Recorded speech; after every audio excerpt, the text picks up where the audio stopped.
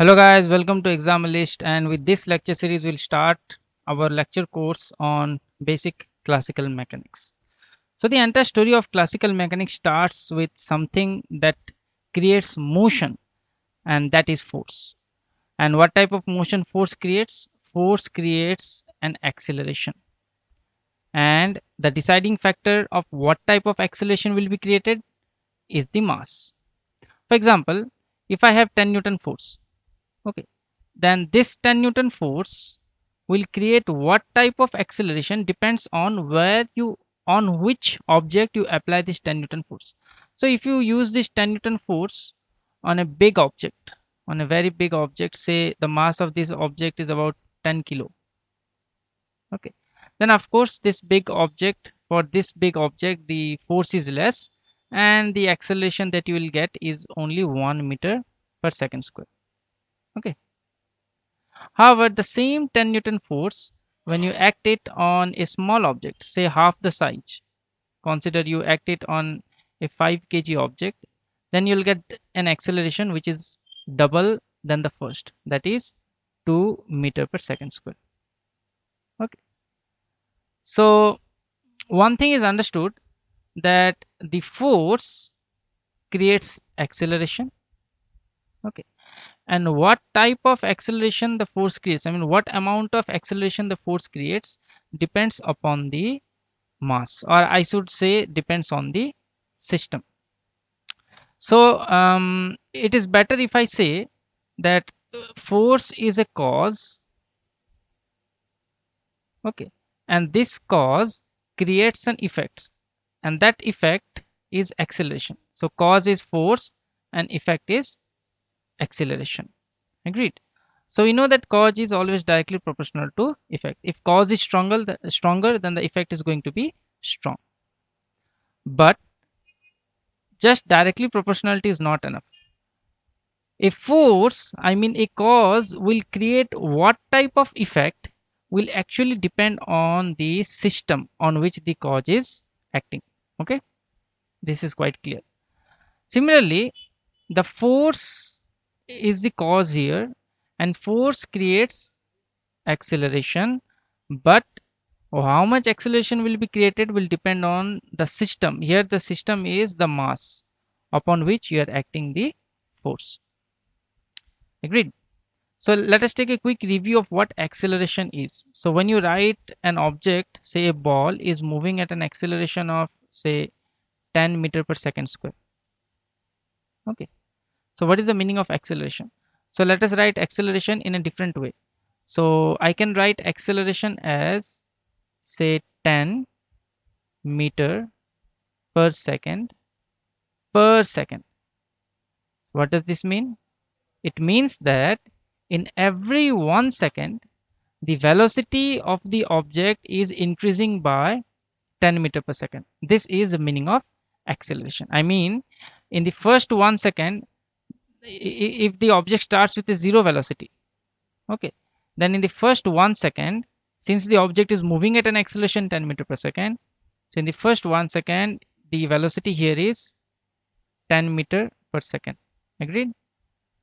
Now in the next 1 second, how much velocity will it gain? It will gain a velocity of 10 meter per second, but we have to add the initial velocity. So what is the final velocity here? It will be 20 meter per second. So what does acceleration say? So acceleration says in every 1 second, I'm going to increase the velocity by a particular amount. Okay, and to find the final velocity, what you need to do is you need to add the initial velocity with the increase in velocity. So acceleration is a fundamental quantity that we all know, and we have been reading this since our 10th class, so I won't emphasize much on what acceleration is. So where I was, yeah, so I was in a cause, and I said cause is directly proportional to effect, and how much, what will be the value of effect will depend upon my system. Okay, it's a genuine thing. Let me give you a real life example. For example, there are two kind of boys. One is a strong boy, one is a weak boy. So if you give one slap to the weak boy, the pain is going to be more. If you give the same one slap to the strong guy, the pain is going to be less. So say you are giving one slap, that slap is the cause, the pain is the effect, and how much effect is decided by the system. Here the system is defined by weak or strong. So the weak boy is a system and the strong boy is another system. On the weak boy, the same cause creates a great pain, I mean great effect. On the strong boy, the same cause creates a weak effect or weak pain, less pain. Agreed? Now, whenever you know the force, so whenever you have the force, there is always a differential equation linked with the force. Okay, for example, consider a ball is falling downward. So ball is falling downward means it is falling under the action of gravity. Agreed? So in this case, what should be the force equation, the governing force equation in this case? Of course, it will be force equals to mass into what is the acceleration? The acceleration here is g. Agreed? Now, once you have the force equation, it is common that you will always get a differential equation. So the second step is the differential equation. So what is force? We know that force is mass into acceleration, and acceleration is double derivative of position. So remember, if I'm writing double derivative of x with respect to time, it means x is a function of time. It means the position is changing. Obviously, if you apply force to a particular object, there is a motion, and if there is a motion, then the position which is given by value x, of course it will be a function of time, because because motion means that the position of the object is changing. Okay, and if there is a change in motion, if there is a change in position, then of course there is some force which has caused this motion. So m d square x by dt square is equals to, so what is the equation that governs the fall?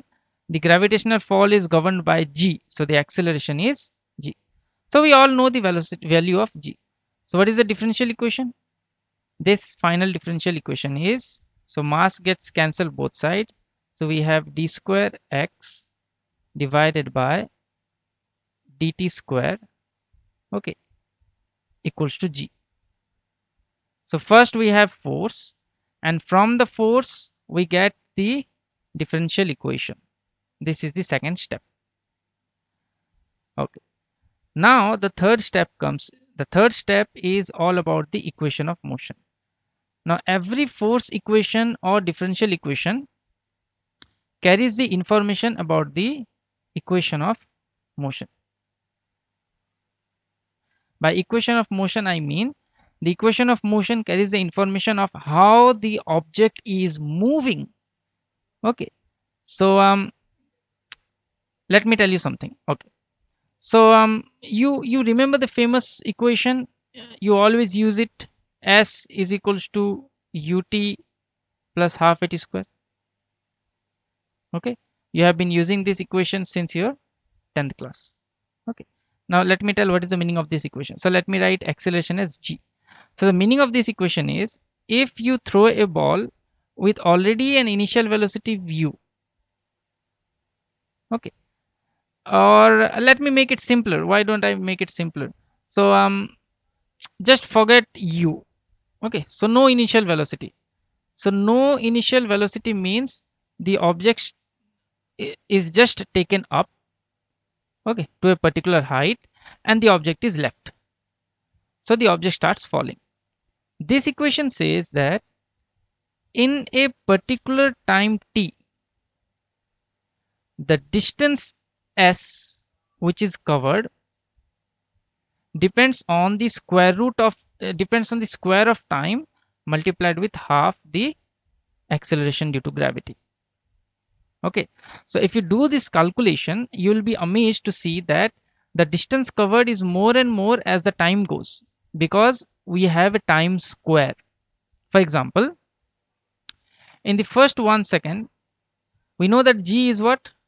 For the earth, g is 10 meter per second square. I'm not writing the unit. Okay, so what is the value of s? So first value of s will be half into 10 into 1, that is 5 meter. Okay, so in the first 1 second, The distance covered is how much? 5 meter. But interesting thing happen when the time is 2 seconds. So when the time is 2 second, so what is the distance covered? So it will be 5 into 4, 20. So distance covered is how much? 20 meters. Amazing, right? So the quadratic value of time says that just after 1 second, the distance covered is only 5 meter. The distance covered is 5 meter. The moment time is 2 second, then the distance covered is somewhere about 20 meter. So it is 4 times higher than the initial distance covered. So the distance covered is somewhere around 20 meter. Agreed? So acceleration creates such type of motion. Okay. Now if the ball is initially containing a velocity u, so if the ball is thrown with the initial velocity u, then the final equation of motion is actually written. You know this, you have already studied in your 10th as ut plus half at square. So why do we use ut plus half at square?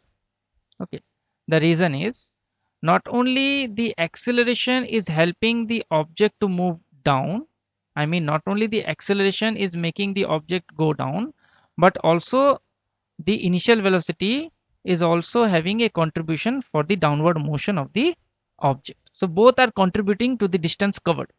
So again, the meaning of this equation is the distance covered by an object moving is not only due to the contribution from the acceleration but also due to the contribution from the initial velocity. Agreed? So this is simple 10th class stuff. I've just discussed very little, so we'll not go through this. Okay, so just remember the famous equation s is equals to ut plus half at square. Okay, and why I told you to remember this s is equals to ut plus half at square, that we'll discuss in the next lecture.